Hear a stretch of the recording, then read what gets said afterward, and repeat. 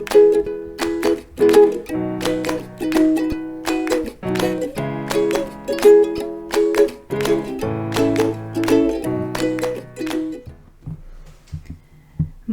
et merci à toutes et à tous pour votre soutien, subtil et manifeste, dans l'écoute de ce nouvel audio. Depuis le début de l'année, nous avons vu différentes étapes qui nous permettent, à la hauteur de nos possibilités collectives et individuelles, de répondre à l'appel de la paix sur Terre. Le mois dernier, nous avions vu plus spécifiquement en quoi nous inscrire en conscience dans le mouvement unitaire qui œuvre à travers le monde nous demande de nous émanciper du regard binaire que nous lui portons, afin d'accueillir une vision nouvelle de la réalité, régénérée par le flux dynamique de la vie, balayant, au nom du bien commun, toute stagnation qui lui ferait entrave. Mais passer d'un regard binaire à la vision d'un mouvement unitaire qui œuvre en nous, entre nous et à travers nous, si nous le cautionnons intellectuellement et que nous le portons sentimentalement comme idéal à incarner, nous demande de tenter d'approfondir quelque peu ensemble les notions d'unité et de dualité.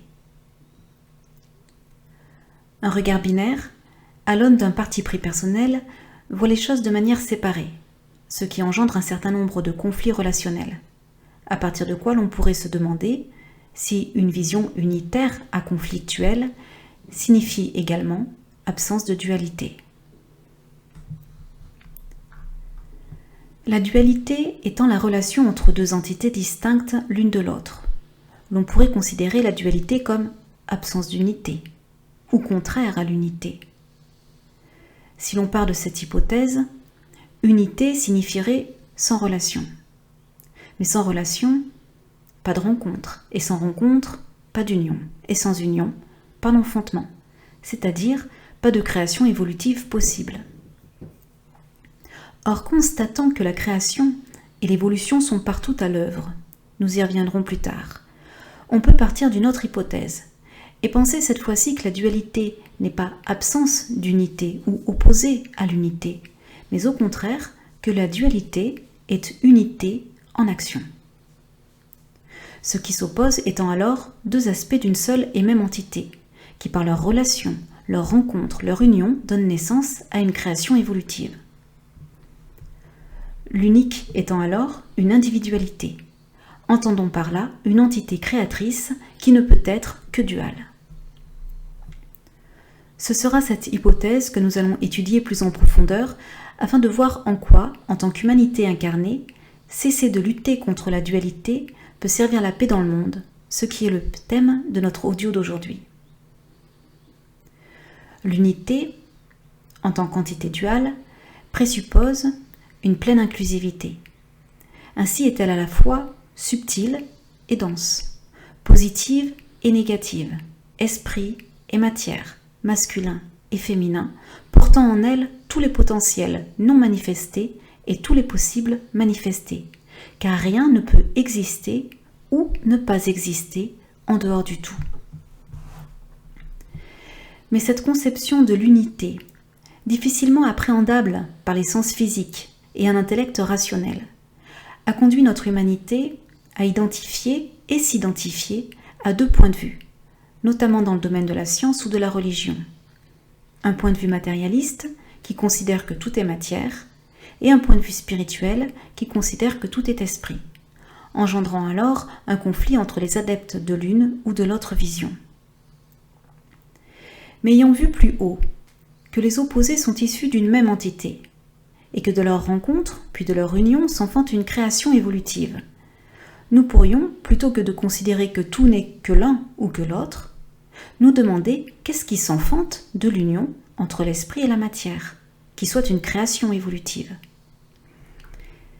Et s'efforcer pour répondre au mieux à cette question, de porter notre attention sur l'évolution que nous sommes en mesure d'observer dans le monde, mais également en nous-mêmes. Notre première attention, tournée vers l'extérieur, nous mène à considérer le changement comme une évolution, apparentée régulièrement à un progrès matériel. En effet, passer d'une communication basée sur des signaux de fumée à Internet, tout comme passer d'un déplacement à cheval au TGV ou d'un 2 pièces meublé à une villa en bord de mer peut nous apparaître comme une évolution, celle-ci étant alors vue comme une amélioration pratique, esthétique ou confortable de nos conditions d'existence. Mais au-delà de ce changement extérieur, il est une évolution qui nous demande de pénétrer dans nos profondeurs intérieures, afin de découvrir ce qui, au-delà des apparences, évolue en silence au cours de l'incarnation. Et ce faisant, réaliser que l'évolution que nous sommes en mesure de reconnaître se situe au niveau de l'épanouissement de la conscience. En effet, au fur et à mesure des différentes épreuves que nous avons traversées, des questions qu'elles ont soulevées et des réponses que nous avons été en mesure d'apporter, collectivement et individuellement, la conscience de qui nous sommes, de pourquoi nous sommes et de comment agir dans le monde a évolué au cours des âges.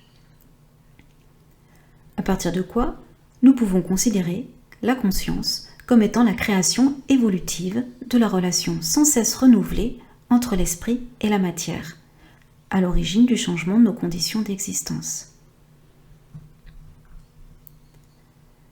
Par ailleurs, nous pouvons ici identifier que la dualité initiale, esprit-matière, se retrouve en fractal au niveau de la relation conscience-forme, autrement dit, âme-personnalité. L'âme étant alors l'aspect émetteur positif, soit masculin, et la personnalité l'aspect réceptif, négatif, soit féminin, dont l'expérience au sein de notre famille humaine nous est plus familière que la dualité esprit-matière, bien que celle-ci demeure à l'arrière-plan de toute évolution de conscience. Si la dualité âme-personnalité a pour but d'être une unité en action, dévoilant l'unité esprit-matière, avant qu'il en soit ainsi, apparaît au cours des incarnations humaines un conflit de plus en plus intense entre l'essence et l'existence. Dans un premier cas, identifié avec lourdeur à l'éphémère, et considérant l'amélioration ou le maintien des formes d'existence comme un but en soi, nous nous coupons de notre nature essentielle. Puis dans un second cas, aspirant à la liberté éternelle de l'âme et refusant l'engagement de l'incarnation, nous nous coupons du monde des formes. L'on peut retrouver ces deux extrêmes au niveau global, notamment dans la relation entre l'Occident et l'Orient, qui sont amenés à se rencontrer, se frictionner, pour à terme servir ensemble l'humanité et le monde en tant qu'entité unitaire.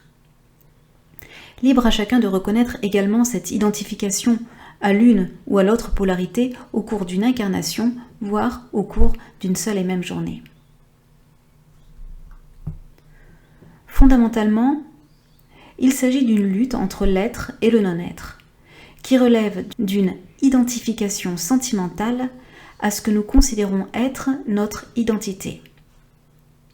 Et nous prenant pour ce que nous ne sommes pas, luttant contre une polarité que nous ignorons ou condamnons, nous sommes en conflit avec la dualité et ne pouvons coopérer librement au mouvement évolutif de la conscience. Lorsqu'au fil de nos expériences, passant d'un extrême à l'autre, se coupant tantôt de l'essence, tantôt de l'existence, nous choisissons de servir l'unité, nous apprenons à réintégrer le particulier dans l'universel tout en apprenant à reconnaître l'universel à travers le particulier. Ce double mouvement de la conscience en action témoigne d'un cheminement vers une vision unitaire de la réalité, tendant à révéler l'invisible et le visible, l'abstrait et le concret comme un, ce qui implique l'éveil des qualités mentales. Car si l'intelligence est à l'œuvre dans tous les règnes de la nature, et si les rudiments du mental concret sont présents dans le règne animal, le mental abstrait, quant à lui, s'éveille spécifiquement dans le règne humain. Aussi, c'est à l'humain qu'incombe de dévoiler l'unité au travers de l'union créatrice du mental abstrait et du mental concret. Si le mental nous a permis d'avoir une lecture concrète du monde, nous conduisant à nous définir en tant que personne, il est l'outil par lequel nous sommes en mesure d'apprendre à nous découvrir en tant qu'entité abstraite, pour dévoiler ce que nous sommes essentiellement à travers des formes pensées concrètes qui en laissent transparaître la beauté. Si cela est un but qui sera atteint par l'humanité dans son ensemble, mais dont nous ne pouvons prévoir ni l'heure ni le jour, il n'en demeure pas moins que nous sommes initiés d'étape en étape à concourir à son avènement. En effet, en étant de plus en plus sensible à l'ensemble, et de plus en plus identifié à la conscience de groupe, le mental abstrait s'éveille, à recevoir les vibrations qui émanent des plans subtils et apprennent le réseau mental de l'humanité. Et en apprenant à les traduire, nous utilisons le mental dans son double aspect, abstrait et concret, répondant ainsi de notre fonction créatrice. Pouvoir créer à partir du plan mental est un éveil lent, qui demande de s'entraîner avec courage, endurance et détachement du temps que cela prendra avant d'y parvenir. Comme un être qui souhaite développer sa musculature, fait attention à ce dont il se nourrit et se donne chaque semaine, puis chaque jour, à une activité sportive afin que le but fixé soit atteint, celui qui cherche à sculpter son corps mental veillera à la source à laquelle il le soumet et identifiera si l'activité à laquelle il se donne sert son éveil ou non. Par exemple, est-ce que je l'utilise pour commenter les infos, pour râler, pour critiquer, ou répondre à un questionnement philosophique, pour découvrir le fonctionnement psychologique de l'âme, pour méditer, et s'entraînera par ailleurs consciemment à reconnaître et dévoiler l'unité en action.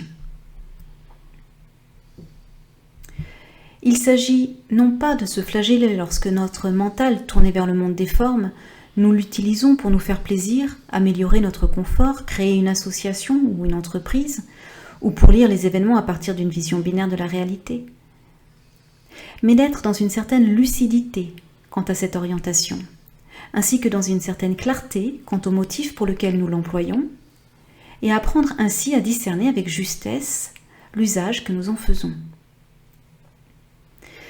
Car c'est par le biais du mental que nous apportons des réponses aux problèmes du monde, que nous rencontrons dans notre propre existence. Mais ce qui change sur le chemin du service de l'unité, c'est l'instance à partir de laquelle nous découvrons et partageons ces réponses. Ainsi, dans une identification au monde des apparences, nous utiliserons aisément le mental concret pour apporter des réponses concrètes à nos problèmes. Cette recherche et ces solutions, aussi utiles soient-elles d'une manière temporaire, ne relèvent pas d'une action créatrice. En effet, créer implique un mouvement inclusif de conscience, qui par le biais du mental, simultanément récepteur et émetteur, donne corps à l'inexistant. Aussi, lorsque nous sommes dans une situation conflictuelle, et que nous avons choisi de servir l'unité, et non un parti pris, nous pouvons nous demander quelle question se loge au cœur du conflit. Car chaque conflit, qu'il soit familial, professionnel, national, mondial, est toujours la remise en question d'un certain nombre de conclusions qui nous conditionnent et nous enferment en tant que réponse personnelle apportée à des questions universelles. Et luttant contre l'évolution de conscience proposée, nous résistons et faisons du surplace, assurés que nos réponses sont les bonnes. Cela signifie qu'aujourd'hui notre existence est le fruit d'un certain nombre de réponses à remettre en cause. Prenons un exemple. Imaginons une personne qui, prise dans les tourments de la passion, pour obtenir l'affection et la reconnaissance qu'elle désire, consent à obéir à un chantage. S'étend alors à donner à une action qui la dégoûte d'elle-même. Elle tombe dans une souffrance telle qu'elle perd le goût de l'existence. Situation de laquelle elle tire une seule question. Comment ne plus souffrir ? Une première réponse pourrait être ne plus exister. Et elle tenterait alors de se donner mort physiquement. Mais elle peut également, avec l'intention de se couper de ce passé, quitter son cercle d'amis, déménager et trouver un autre travail. Mais ayant conclu, plus ou moins consciemment, qu'avoir des sentiments et s'engager dans une relation, c'est souffrir, elle pourra choisir de se couper de ses affects afin de ne plus rien ressentir jusqu'à vivre comme un robot et fuir tout engagement relationnel susceptible de l'ébranler. Mais chemin faisant, elle souffre d'un sentiment d'inexistence et continue d'éprouver un certain mal-être face à celles et ceux qui lui rappellent la situation conflictuelle dont elle ne s'est pas vraiment émancipée. car dans ce cas, nous voyons que le changement s'est opéré par réaction aux effets d'une situation, donnant lieu à un « j'aime pas ce que je ressens et je ne veux plus le ressentir ». Un conflit émotionnel qui sert la personnalité en construction jusqu'à ce qu'elle parvienne à dire « j'existe, j'ai de l'importance et je porte un certain nombre de valeurs ».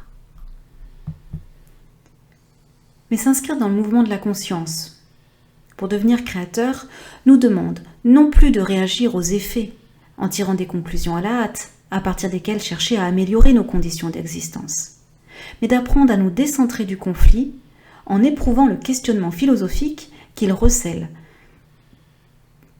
Entendons par là une question qui concerne l'ensemble des êtres humains, puis de s'engager à accueillir et découvrir une réponse. Qu'elle nous plaise ou nous déplaise importe peu.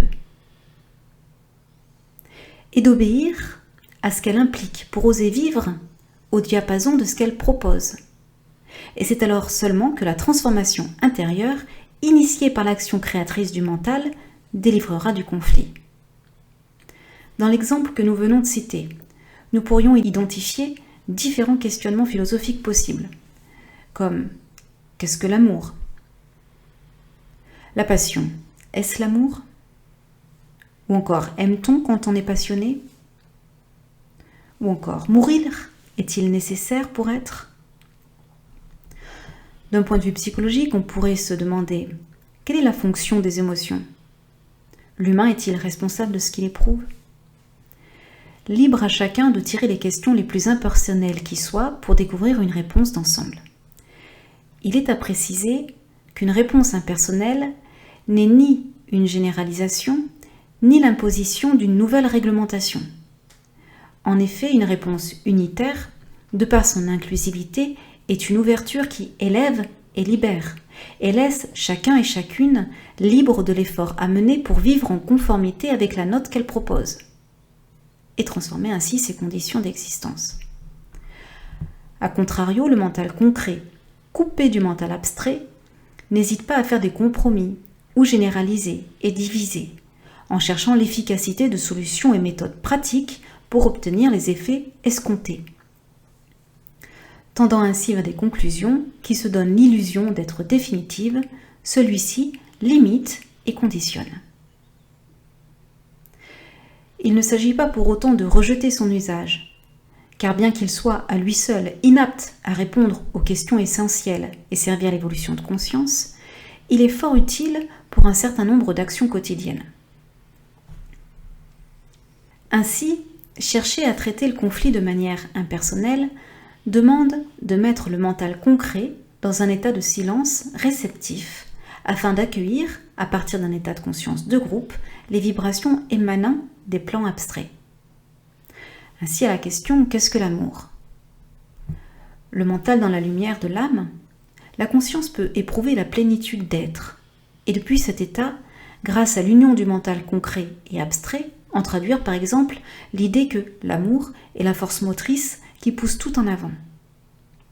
Une découverte intérieure transforme celui qui la vit, et lorsqu'il la partage, elle n'impose aucune application à autrui, mais une possible reconnaissance. Les implications, quant à elles, seront différentes selon le degré de lecture, laissant ainsi chacun libre de ses ajustements. Par exemple, à un certain niveau de lecture, reconnaître l'amour comme la force motrice qui pousse tout en avant peut stimuler le désir de suivre ses passions, ce qui pourrait impliquer d'oser quitter un certain train-train quotidien d'une fadeur sans nom. À un autre niveau, cela pourrait impliquer de laisser place en soi à plus grand que soi, afin de s'accorder en conscience à ce mouvement unitaire qui pousse l'humanité en avant, et à un autre niveau encore, qui pousse l'entité planétaire en avant, et qui vient de la conscience d'un au-delà qui pour l'heure nous échappe totalement. Découvrir une réponse issue de l'universel, en s'émancipant du personnel, n'est sans doute pas ce qui d'ordinaire nous est enseigné pour servir la paix au quotidien. Pour autant, c'est une voie d'évolution qu'il nous convient d'emprunter afin de libérer l'humanité de l'emprise du temps et répondre de notre fonction créatrice. Pour conclure, nous pourrions dire que la relation infinie entre l'esprit et la matière, qui est à l'arrière-plan de l'évolution de conscience d'un grain de sable, d'un système solaire ou de l'humanité, est une. Car il s'agit éternellement de la présence de l'un dont toutes les expériences d'être sont nécessaires à l'ensemble, quelle qu'en soit l'apparence temporaire. Ainsi, par la dualité, l'unique s'enfante lui-même, et à travers toutes les dimensions de son être, il trace un chemin d'évolution de conscience illimité.